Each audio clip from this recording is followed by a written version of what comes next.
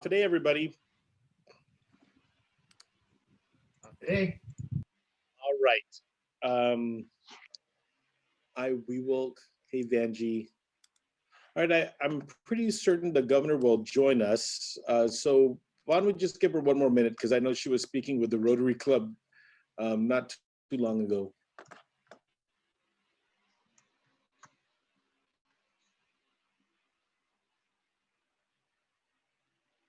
Half a day, Dr. Cooper. It's good to see you. Buenas LT. Good to see you as well. That's the best voice in town. Do a small seat.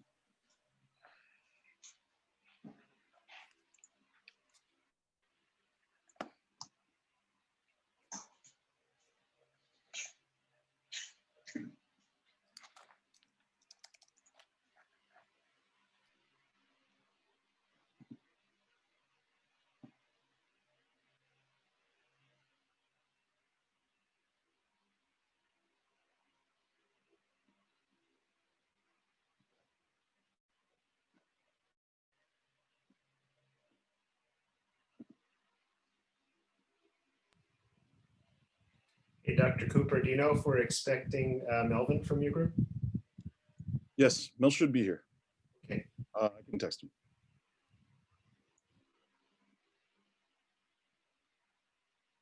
Melvin has 3 jobs right now, 4 with this one. He's acting over at the library and at Chamorro Fairs.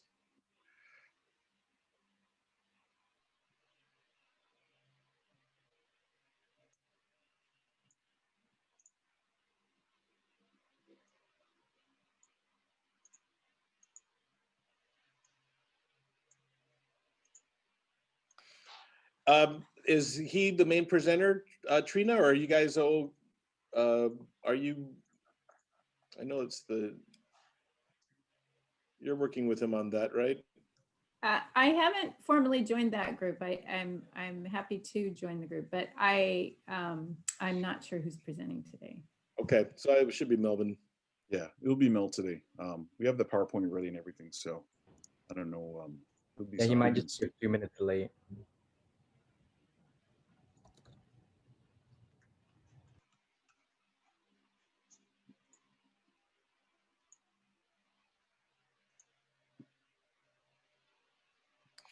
So before Mel comes in, I know that we have a lot of the leads. Is there anything that anybody wanted to bring up or clarify before we get into Sustainable Alliances portion of the program? Everybody's doing okay? Congratulations, Dr. Okada, for your election to the Education Board. #1 vote getter. You didn't even ask anybody to vote for you, so that's a good sign.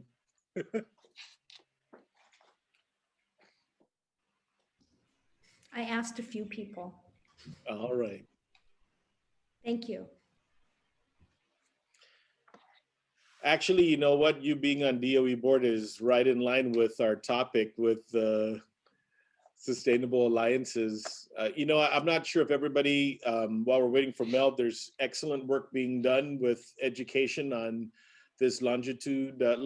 How do you pronounce it? Longitude. What's the name of the project? It's the One Stop Data Village. It's a longitudinal state longitudinal data study. Okay. I'm not the only one that had that as a tongue twister, but I'm not sure if any of you are participating in that project, but I had an opportunity to be in that one. And it's really, I think it's really has the impact that it potentially is going to have, or will have, is going to be very broad, and it really is going to be able to track progress from, you know, there's different aspects to it, but one of them will be able to track progress from middle school all the way going into post-secondary, and try and cement all of the different connections within the educational institutions. And the group I was in was looking at socioeconomic issues as they impact student achievement. I mean, it really is going to be a real good, powerful thing. So it really is, I have to say, I I read a little bit about it, but when I participated and learned more, I truly amazed with all that work. This is a multi-year effort too, right? I mean, it's going to, how long? Did I hear 4, 5, 6 years? It's right now, the grant we received is a 4-year grant, but they actually started participating in the conversation before they even applied for the grant. So, you know, it's kind of like when entities are awarded funding to support certain initiatives, they invite stakeholders, you know, those that are awarded. So somehow Dr. Zenny was able to get U.S. Department of Education's approval to have, even though we never submitted an application, is just to learn about the process so that when they did submit the grant, that they had all the mechanics for a submission. So that's kind of how it ended up, but it is a 4-year project. Is anybody in the group participating in this one? Or anyway, if you want to learn more, I think they probably have the information on Department of Education website, but I haven't seen you know, any project on Guam with that kind of scope and that kind of impact before, you know. And we've had some really progressive programs in the past, but this one is really, really far reaching, I feel. And all the commitment that is being put forward by the 3 academic institutions, I think it's really going to take us in really good ways. All right, so I know that we're waiting for it. Does anybody have, Lauren, did you want to maybe give, or Ken, not sure who can, I sent him a text, but I was on a Zoom with him a few days ago. I just tried calling him, he's not answering.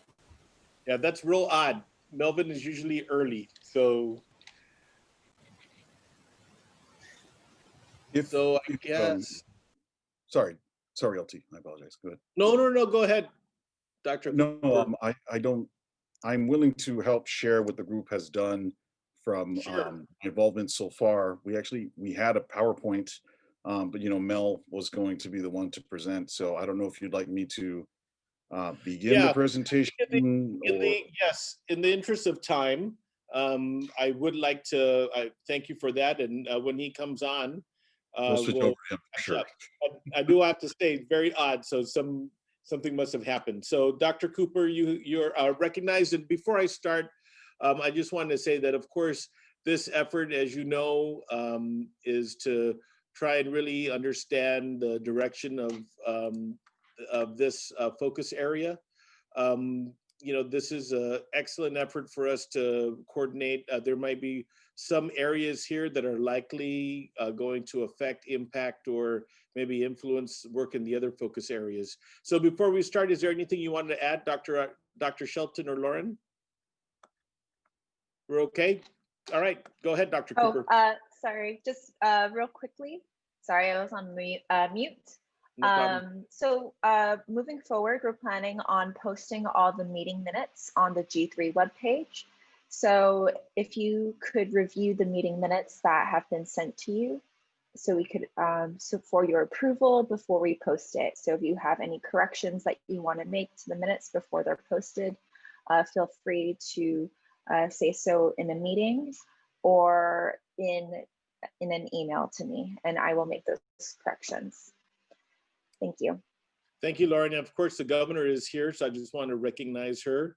I know she's eating lunch right now because she just finished presenting to the Rotary Club. So, all right. So, Governor, just so you know, Dr. Kenneth Cooper is going to present. We're waiting for Melvin to get on, so something must have happened because he's always early. So, Dr. Cooper, well, you're. Thank you, Lieutenant Governor. Welcome, Governor. You know, as we wait for Mel, as soon as Mel jumps on, I'm gonna switch it to him. But yes, if you don't mind, I'll share the screen and we can go through what the group has worked on so far. And if anything, if any part of my presentation is unclear, I can do my best to answer it. And if Mel's on, then he would do a better job at answering it as the lead. Okay, so if you don't mind if I share the screen here. Okay, so the Sustainable Alliances Framework, Mayor Melissa Savares and Mel are the co-chairs, and it's also consists of myself, Sarah Thomas Nedadog, Vera Toposhna, Senator Sabina Paris, Cliff Kyoto, Dr. Nicole Donraj, and Nolan Flores, who is here representing from the Guam Youth Congress. And so the way that we have approached this is we were originally put into a group 4 and 16 SDGs, and of course 17 applies to all. And then we were divvied out and we were stuck with 16 and 17, which is very good because that's what our subgroup initially worked on. So SDG 16 is peace, justice, and strong institutions. So promoting peaceful and inclusive societies and providing access to justice for all. And of course, partnership for the goals, maximizing and synergizing local efforts with regional, international, and global partnerships. And so the way when we initially met, the way that we conceptualized how to build peace, justice, and strong institutions was via a self-determination and the resolution of unincorporated territory status.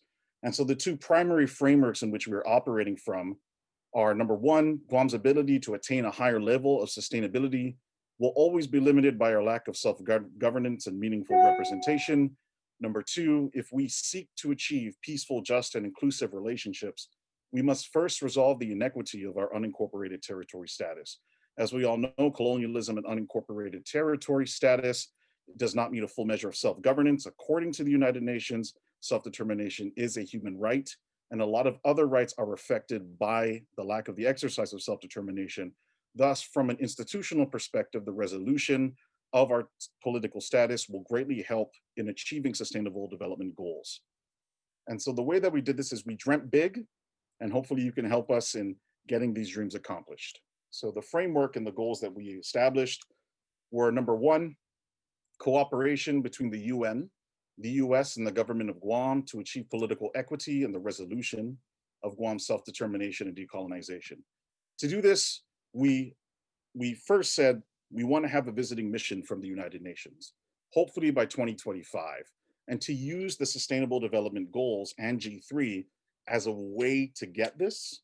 And so in order to do that, we wanted to produce a regionalism and international organization study on what we are a part of, what we are eligible for, and find out what are the current channels of communication between Guam and these international organizations. As I've known, this exercise in itself, the UN SDG and the Guam Green Growth, is already a huge exercise in producing our further engagement in regionalism, but we want to expand that. So we want to go on record at the United Nations as requesting for a visiting mission, and hopefully the US will approve the visiting mission. As we know, the attempted visiting mission was after the Constitutional Convention, but that was not a legitimate exercise of self-determination, as we know through Guam history. So the action lead will be Mel, and of course, in many of these things, we want to partner with the governor's office, as well as the Guam legislature's Committee on Regional Affairs. I do not know how that's going to change, but as of right now, we know that Senator Clinton Rigel sits on the Committee on Regional Affairs. The other thing that we wanted to do as part of our approach to Guam's further regional involvement on a political level is to try to obtain associate member status in the Pacific Islands Forum by 2025. Guam is currently an observer, but I do not have any institutional knowledge on how we have used that observership status. But if we can try to get associate member status, I really highly doubt they'll make us full members due to our territorial status. But if Guam wants to prepare for self-determination, Guam should become further involved in the regional politics that is going on right now. And there's some spicy things going on. When we originally created this, we did not know that all the Micronesian countries are sort of planning, they're like almost boycotting the Pacific Islands Forum because the Pacific Islands Forum Secretariat, they wanted to go to a Micronesian, and there was a lot of pushback on that. So we'll see how those regional politics develop, but I think it's imperative that Guam follows the regional politics, because if we want to have sustainable development, that includes, as SDG 17 states, an immense network of connections. And so we want to build that via regional organizations. Let me just add, Dr. Cooper, that French Polynesia became a full member, and although they are a territory of France, I think in the research, the French government allowed them to get full membership status. They got the full membership, I think it was a couple of years ago in Ponape when the meeting was there.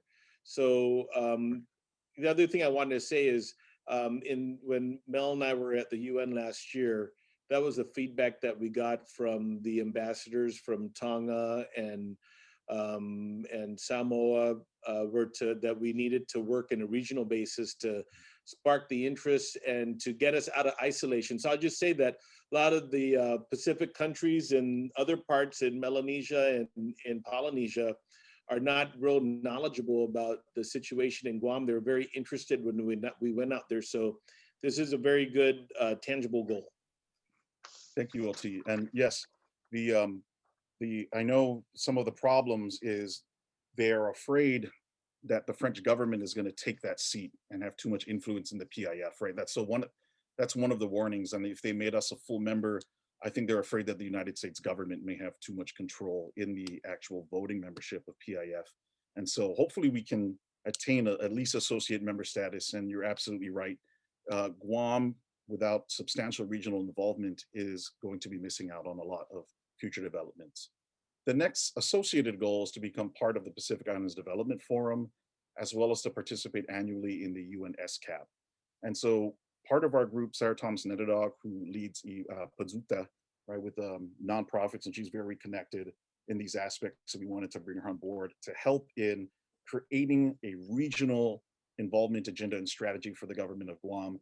For the Pacific Islands Forum and the Pacific Islands Development Forum, I'll be helping to take the lead. I teach international relations and international organizations at the University of Guam. However, when I tried to ask, I called the Pacific Islands Forum in Fiji last year, inquiring about Guam, but because I'm not part of the government of Guam, I was initially denied. So that's why we have GovGuam reps here, because it actually requires the government via the governor or a representative of the governor to inquire about when these Pacific Islands Forum meetings are. I think the next one will be in either Fiji or Vanuatu. They canceled it this year in 2020, if I'm not mistaken. So this is part of our goal, a regional agenda. I'm going to go ahead and move to the next item. And Ken, your lifesaver came in, and Melvin Wampat is present now. There we go. There we go, Mel.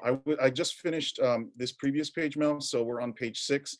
I'm actually going to stop sharing, allow you to share so you can move through the document as you wish and as you see fit.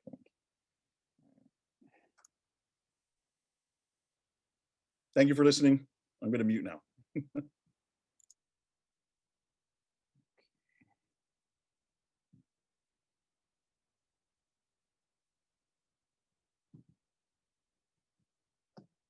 Oh, not that one.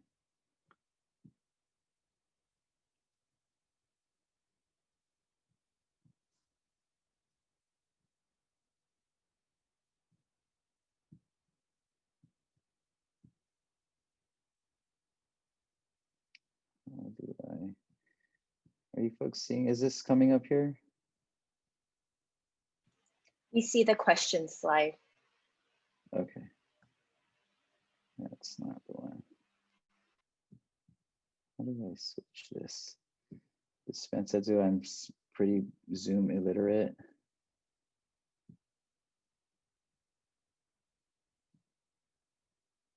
Okay.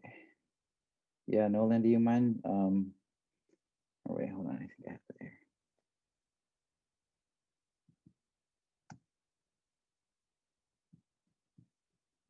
Okay, here you go. All right, so let's see, we just finished the. We're on page 6. We went through the page 6. No, page 6. Did we pass through the diplomatic training already? No, not yet. Okay. Go up more. All right, so we're there. Go right here. there. Okay, so this is one of our, this diplomatic training is one of our. A little bit up, Mel. Please, we can go through those. Mel, could you make it a full screen? Make that window a full screen?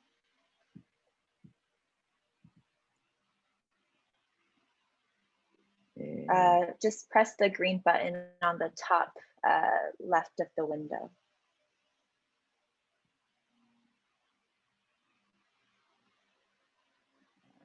Got it. Okay.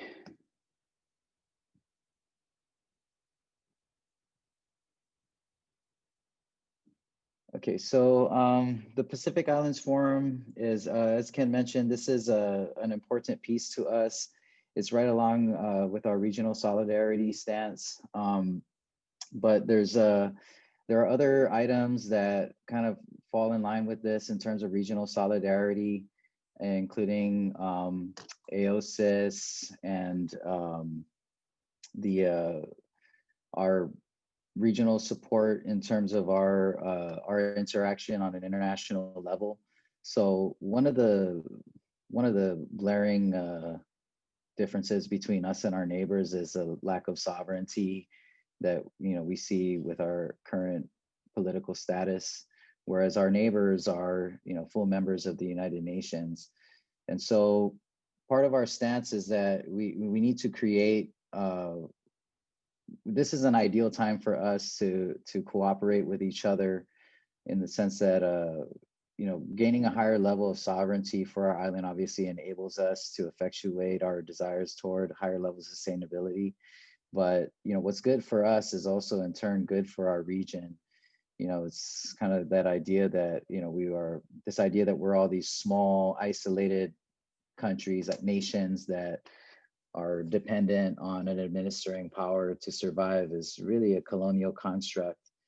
And the only thing that separates us is this political divide.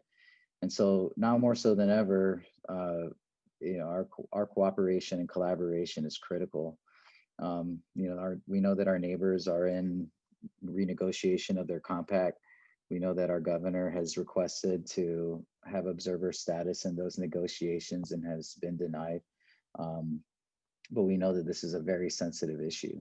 And so, part of our challenge is that, and it kind of comes with the unincorporated territory, is that we have to be creative about, how do we amplify our voice, and how do we, find a way to assert our desires, even with the lack of meaningful representation.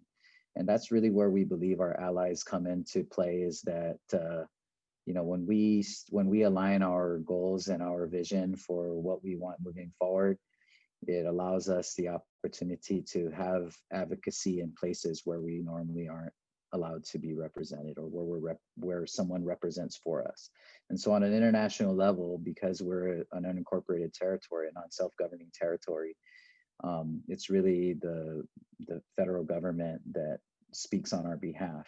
And like Ken said, about one of the challenges with PIF, the Pacific Islands Forum, is that though we are associate members, and though we would like to be full members, it's a slippery slope for us to pursue it in that way, so long as we don't have resolution to our political status. And so, just to be clear, it should not be confused.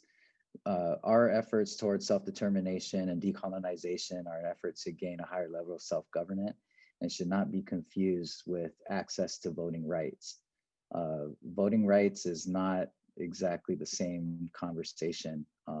And that's one of the things that we have to consider, is that, being granted voting rights can be seen as an act of self-determination.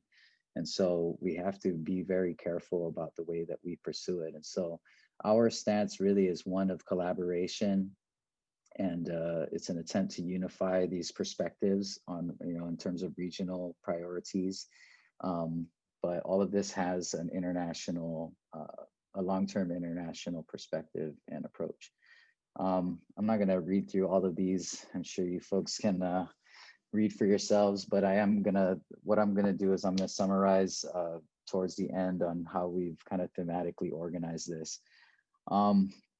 So we do have some items here that I did want to kind of point out, is that we want to make sure that Guam is represented in regional and international organizations, which, like I said, is obviously a challenge because of our lack of representation or official status in these venues. But we can gain regional support and commitment on a UN level through this engagement. And so that piece is definitely very important to us. I'm gonna go ahead and move on. This diplomatic piece that I mentioned earlier is one of our it's one of the highlights, I think, of our framework. In the conversation about decolonization and political status, it's not enough for us to think about only the plebiscite or only the decision that's made. We have to prepare ourselves for a transition into a permanent status. And that transition will be best executed if we are prepared. And so we've identified the lack of diplomatic training as a glaring need. And so we understand that if we are successful in resolving our political status, it will ultimately end up being a situation where we must then negotiate how that status will be implemented. And so, no freely associated country is the same. No independent country is the same. Even states are different from state to state. And so that, we will require a very high level of diplomatic negotiations, no matter which path we choose. And so, we believe that it's a very critical piece for us to make a commitment and invest in that way. And so the idea really is to develop a diplomatic training program. We would like to collaborate with the University of Guam. We do have allies on the international level that we can utilize, but we also have added in our preferred partnerships or ideal partnerships to include GCC, DOE, DCA, the Guam Youth Congress. Dr. Carlisle Corbin has been one of our major advocates and has been a really great asset for us on the international level. But this is also going to require the participation of government of Guam administrators and directors. We know that, these are really our experts in the field. And so even when we conducted for COD, we contracted the University of Guam to conduct a self-determination study. And our scholar team was very deliberate in incorporating information and perspective from our directors as part of our assessment, because more often than not, we have to lean on our directors in order to understand, what are the situations, the byproducts of our colonial existence. And so this type of preparation we think is critical, and there's a lot of, we're excited about this because there's a lot of possibilities in the way that we move forward if we can establish this type of cooperation.